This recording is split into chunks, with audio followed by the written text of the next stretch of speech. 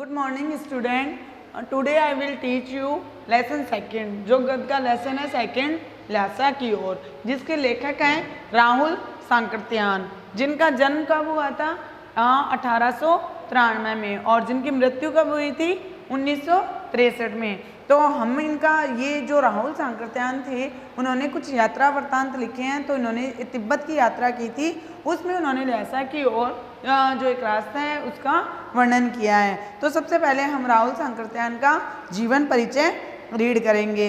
So all students open your book. Rahul Sankrityayan का जन्म 1893 में उनके ननिहाल गांव पंधा जिला आजमगढ़ उत्तर प्रदेश में हुआ था। उनका पैतृक गांव कनेला था। ठीक है, उनका पैतृक गांव क्या था?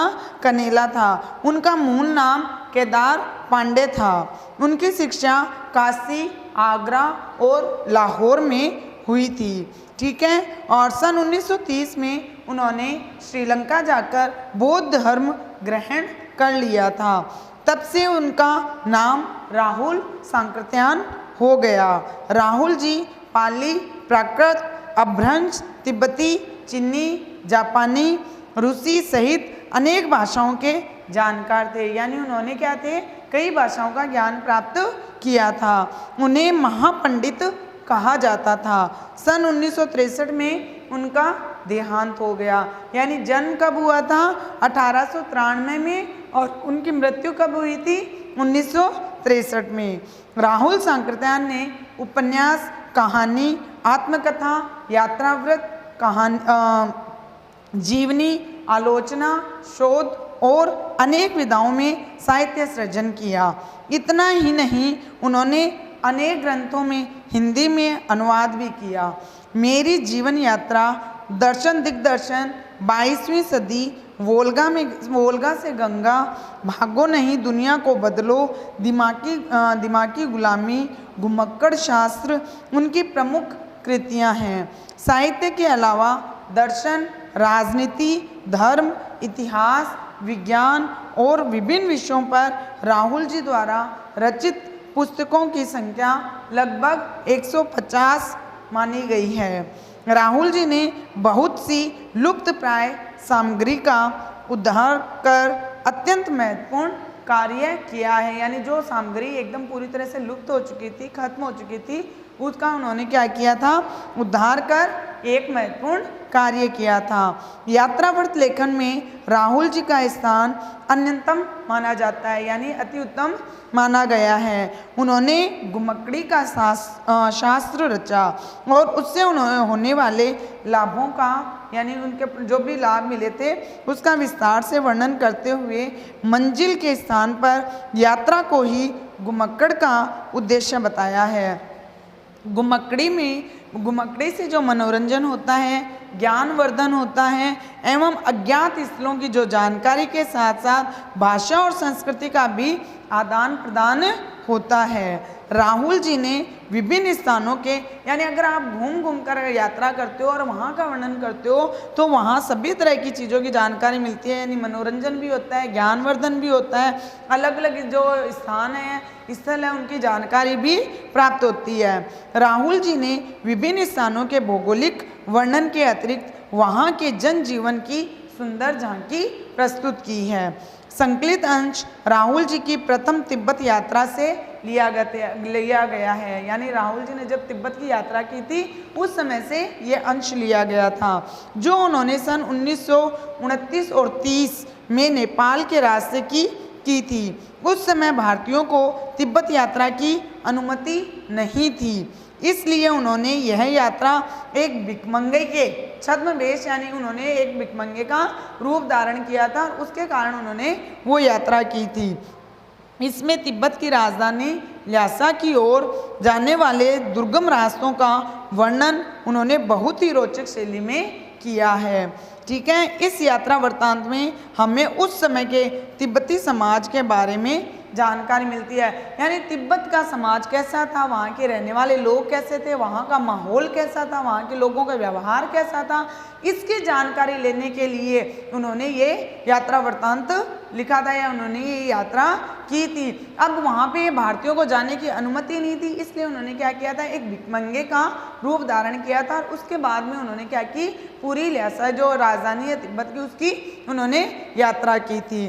तो अब हम ये लेसन स्टार्ट करते हैं ल्हासा की। और ये जब हमने पढ़ा था वो था राहुल जी का कवि परिचय या लेखक परिचय। वह नेपाल से जो गद्य की रचना करने वाले जो राइटर होते हैं उनको क्या कहते हैं, लेखक कहते हैं। और जो पद्य के काव्य की रचना करते हैं उन्हें क्या कहते हैं, कवि कहते हैं। ठीक है, तो अब ल्हासा की ओर में राहुल जी जो लेखक है उन्होंने अपना यात्रा वृत्तांत बताया है। वह नेपाल से तिब्बत जाने का एक मुख्य रास्ता बताया जाता है। नेपाल से उन्होंने तिब्बत की यात्रा की थी। परी कलिट पोर्ट का रास्ता जब नहीं खुला था तो नेपाल ही नहीं हिंदुस्तान की भी चीज़ें इसी रास्ते तिब्बत जाया करती थी। यानी इस रास्ते से होके ये हर चीज़ें क्या थी, तिब्बत जाती थी।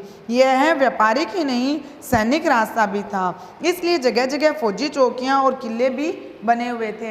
यानी घूमने के लिए तो क्या होता है, सभी जाते हैं, लेकिन जो एक लेखक होता है, जो एक कवि होता है, वो एक हर एक चीज़ का क्या करता है, एकदम बारीकी से उसका क्या करता है, वर्णन करता है, जिसको पढ़ के ऐसा लगता है जैसे कोई अभी हम उसी माहौल में बैठे हैं या उसी माहौल को देख रहे हैं। जिनमें कभी चीनी पलटन रहा करती थी, आजकल बहुत से फौजी मकान गिर चुके हैं। दुर्ग के किसी भाग में जहाँ किसानों ने अपना बसेरा बना रखा था, वहाँ कुछ आबादी दिखाई देती थी। ऐसा ही परित्यक्त एक चीनी किला भी था। ठीक है, यानी इसी में क्या आता है, एक चीनी किला भी आता है। हम यहाँ वहाँ चाय पीने के लिए ठहरे। तिब्बत में यात्रियों के लिए बहुत सी तकलीफ़ें भी थी। यानी जो यात्री थे वहाँ जो जा रहे थे उस तिब्बत के रास्ते से, उनको बहुत तकलीफ भी उठानी पड़ रही थी और कुछ आराम की बातें भी थी। लेकिन दिक्कतों के साथ साथ, कठिनाइयों के साथ साथ कुछ आराम की बातें भी थी। वहाँ जाति पाति छुआछूत का सवाल भी नहीं था। न औरतें क्या करती थी, पर्दा करती थी। बहुत निम्न श्रेणी के भिखमंगों को लोग चोरी के डर से घर के भीतर नहीं आने देते थे। यानी बहुत जो निम्न श्रेणी के थे, एकदम जो लोअर कास्ट के लोग थे, उनको वो घर के अंदर आने नहीं देते थे। लेकिन छुआछूत जैसा कुछ नहीं था। नहीं तो आप बिल्कुल घर के भीतर चले जा सकते हैं। चाहे आप बिल्कुल अपरिचित हो, तब भी घर की बहू या सासू को अपनी झोली में से चाय दे सकते हैं। वह आपके लिए इसे पका देगी। मक्खन और सोडा नमक दे दीजिए। वह चाय चौड़ी में कूट कर उसे दूध वाली चाय के रंग की बना के मिट्टी के टोटीदार बर्तन में रख के आपको दे देगी। यानी आप किसी में घर में भी जाकर अगर चाय की पत्तियां दोगे तो वो उसको कूट कर उसमें क्या, उसकी चाय बनाकर आपको दे देगी। यदि बैठक की जगह चूल्हे से दूर है और आपको डर है कि सारा मक्खन आपकी चाय इसमें नहीं पड़ेगा, तो आप खुद जाकर चौड़ी में चाय मत कर ला सकते हैं। चाय का रंग तैयार हो जाने के लिए नमक मक्खन डालने की ज़रूरत होती है। ये उस जगह की चाय थी। ठीक है, परित्यक्त चीनी किले से जब हम चलने लगे तो एक आदमी राहगीरी मांगने लगा। हमने वह दोनों चिटे उसे दे दी। शायद उसी दिन हम थोड़ल्ला के पहले आखिरी गांव में पहुंच गए थे। यानी हम जब तक ये यात्रा की तब तक आखिरी गांव में पहुंच गए थे। यहाँ भी सुमती के जान पहचान के आदमी थे और भिखमंगे रहते भी ठहरने के लिए अच्छी जगह मिली थी। ठीक है, 5 साल बाद हम इसी राह से लौटे थे और भिखमंगे नहीं एक भद्र यात्री के वेश में घोड़ों पर सवार होकर आए थे। यानी 5 साल बाद में हमने वही यात्रा की तो क्या थे, हम घोड़ों पे सवार थे और एक अच्छे व्यक्ति के रूप में हम वहाँ घूमने आए थे। किंतु उस वक्त किसी ने हमें रहने के लिए जगह नहीं दी थी। लेकिन उन भिखमंगों को उस जगह वहाँ पे रहने के लिए जगह नहीं दी। लेकिन लेखक होने के नाते उन्होंने एक भिखमंगे का रूप धारण करना भी सहन किया। और हम गांव के एक सबसे गरीब झोंपड़े में ठहरे थे। बहुत कुछ लोगों की उस वक्त की मनोवृत्ति पर ही निर्भर है, खासकर शाम के वक्त चट पीकर बहुत कम होश हवास को दुरुस्त रखते थे। यानी लोग क्या करते थे, वो थोड़ा नशा करते थे और अपने होश हवास में भी नहीं रहते थे। लेकिन वो क्या करते थे, थोड़ा करते थे जिससे उनका हल्का फुल्का होश रहता था। अब हमें सबसे निकट डांडा थोड़ल्ला पार करना ही था। डांडे तिब्बत में सबसे खतरे की जगह है। ठीक है, यानी डांडे जगह का नाम है, वो सबसे खतरे की जगह बताई गई है। 16-17 हज़ार फीट की ऊंचाई होने के कारण उनके दोनों तरफ मीलों तक कोई गांव गिराव नहीं होते। नदियों के मोड़ और पहाड़ों के कोने के कारण बहुत ही दूर तक आदमी को देखा भी नहीं जा सकता, यानी दोनों नदियाँ होती है तो वहाँ पे आदमी दिखते भी नहीं हैं। डाकुओं के लिए यही सबसे अच्छी जगह मानी गई है। ऐसी जगहों पे जो डाकू होते हैं वो ज़्यादा रहते हैं। तिब्बत में गांव में आकर खून हो जाए तब भी खूनी को सज़ा नहीं मिलती, लेकिन इस निर्जन स्थानों में मरे हुए आदमियों के लिए कोई परवाह नहीं करता, यानी अगर यहाँ पे आदमी मर भी जाता है तो लोगों को परवाह नहीं होती, क्योंकि वो एकदम निर्जन जगह थी। सरकार खुफिया विभाग और पुलिस पर उतना खर्च नहीं करती, वहाँ गवाह भी कोई नहीं मिल सकता। डकैत पहले आदमी को मार डालते हैं, उसके बाद देखते हैं कि कुछ पैसा है कि नहीं। हथियार का कानून न रहने के कारण यहाँ लाठी की तरह लोग पिस्तौल बंदूक लिए फिरते हैं। ठीक है, यानी लाठी की जगह वो किसका इस्तेमाल करते हैं, पिस्तौल का इस्तेमाल करते हैं और लोगों को मार डालते हैं।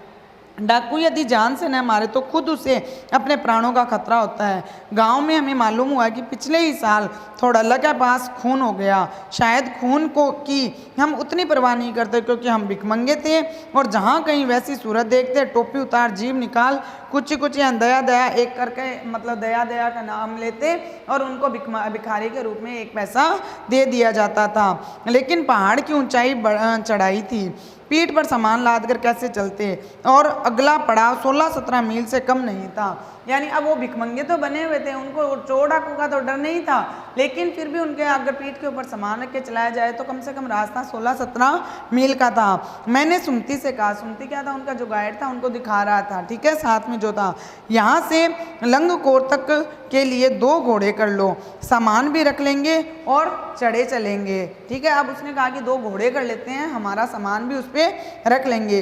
दूसरे दिन हम घोड़ों पर सवार होकर ऊपर की ओर चले।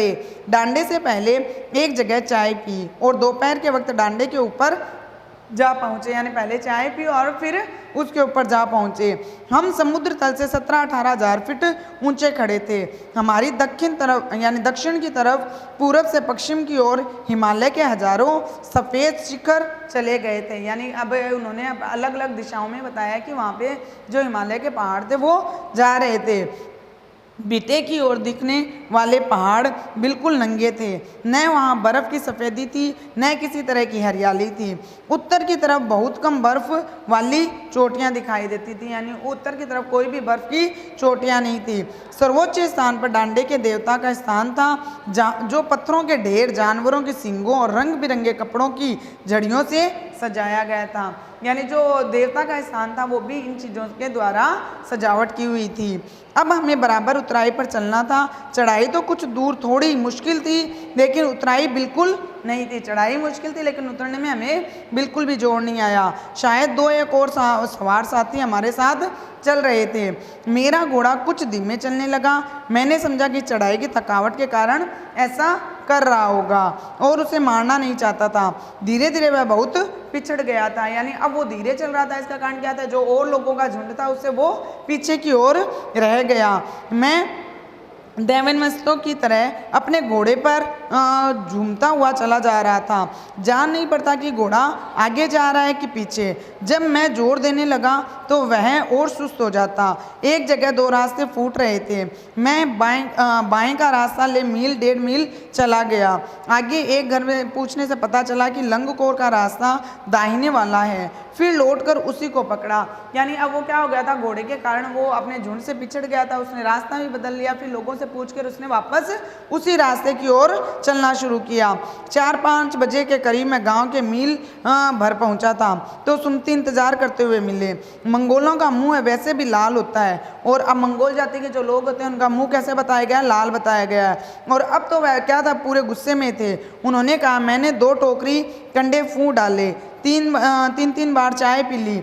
मैंने कहा, मैं बहुत नरमी से जवाब दिया, लेकिन मेरा कसूर नहीं है मित्र, देख नहीं रहे हो कैसा घोड़ा चल रहा है। यानी अब उसने क्या किया, जो मंगोल जाति के लोग थे उन्होंने उसके जो ग्रुप के लोग थे उसने उन पे ऊपर गुस्सा किया, लेकिन उसने कहा मेरी गलती नहीं है, आप घोड़े को देखो वो कैसे चल रहा है। मैं तो रात तक पहुंचने की उम्मीद रखता था। खैर, सुमती को जितनी जल्दी गुस्सा आता था उतनी ही जल्दी वह ठंडा भी हो जाता था। लंगकोर में एक अच्छी जगह पर ठहरे थे। यहाँ भी उनके अच्छे यजमान थे। पहले चाय सत्तू खाया और रात को गर्मा गर्म क्या किया, उनको खूब घुमाया। अब हम तिहेरी के विशाल मैदान में थे, जो पहाड़ों से घिरा टापू सा मालूम होता था, जिसमें दूर एक छोटी सी पहाड़ी मैदान के भीतर दिखाई पड़ती थी। उसी पहाड़ी का नाम है तिहरी समाधि गिरी। ठीक है, यानी उस पहाड़ी को ही बोलते हैं तिहरी समाधि। आसपास के गांव में भी सुमति के कितने ही अच्छे यजमान थे। कपड़े की पतली पतली घिरी बत्तियों से गंडे खत्म हो जा सकते थे, क्योंकि बोध गया से लाए कपड़े के खत्म हो जाने पर किसी कपड़े से बोध गया का गंडा बना लेते थे। यानी जो कपड़े खत्म हो जाते उसी से वो क्या करते, वो बनाते थे, गंडे बनाते थे। वह अपने यजमानों के पास जाना चाहते थे। मैंने सोचा यह तो हफ्ता भर उधर ही लगा देंगे। मैंने उनसे कहा कि जिस गांव में ठहरना हो उसमें भले ही गंडे बांट दो, मगर आसपास के गांव में मत जाओ। इसके लिए मैं तुम्हें ल्हासा पहुंचकर रुपए दे दूंगा। अब उसने क्या कहा कि आप इधर उधर के गांव में मत जाओ, आप सीधे ही चलो। और सुमति ने स्वीकार किया। दूसरे दिन हमने भरिया ढूंढने की कोशिश की, लेकिन कोई न मिला। सवेरे ही चल दिए तो अच्छा था, लेकिन अब 10-11 बजे की तेज़ धूप से चलना पड़ रहा था। तिब्बत की धूप भी बहुत कड़ी मालूम होती है। यद्यपि थोड़े से भी मोटे कपड़े से सिर को ढांक लेते, लेकिन गर्मी खत्म नहीं होती। धूप जब आ जाती है तो चाहे कितने भी कपड़े से ढक लो, लेकिन गर्मी कम नहीं होती। आप 2 बजे तक सूरज की ओर मुंह करके चल रहे थे। ललाट धूप से जलने लगा था, यानी माथा धूप से जल रहा था, और पीछे का कंधा बर्फ हो रहा था। फिर हमने पीठ पर अपनी अपनी चीज़ें लाद दी, डंडा हाथ में लिया और चल पड़े।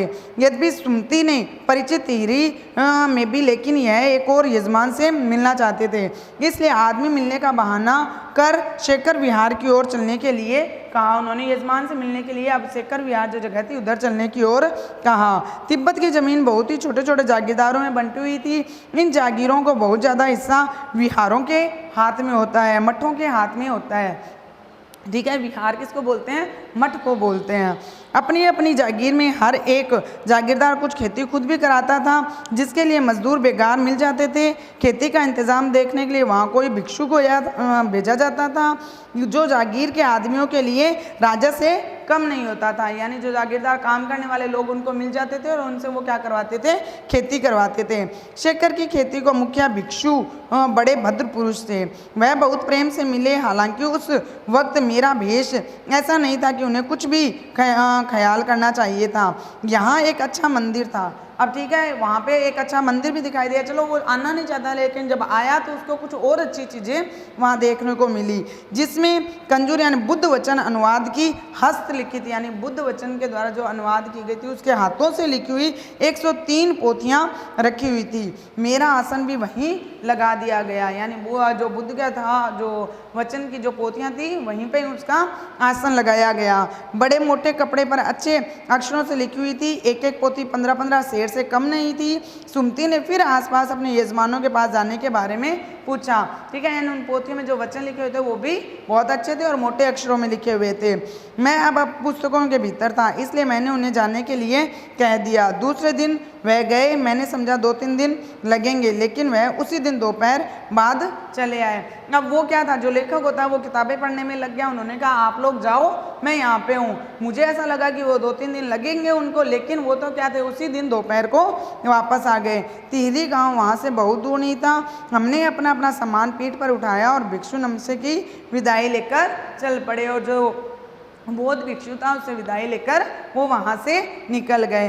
इस तरह क्या था, लेखक ने पूरा एक यात्रा वृत्तांत लिखा है जो नेपाल से तिब्बत के जो बीच में आता है ल्हासा, उसका वर्णन किया है। ठीक है, इसमें यही है कि जो लोग होते हैं वहाँ के लोगों का जो जीवन वर्णन था उसके बारे में बताया गया है। तो ये लेसन यहीं कंप्लीट होता है। So today your homework,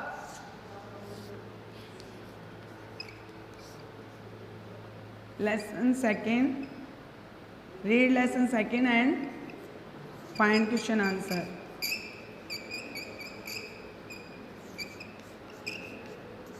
Okay, thank you.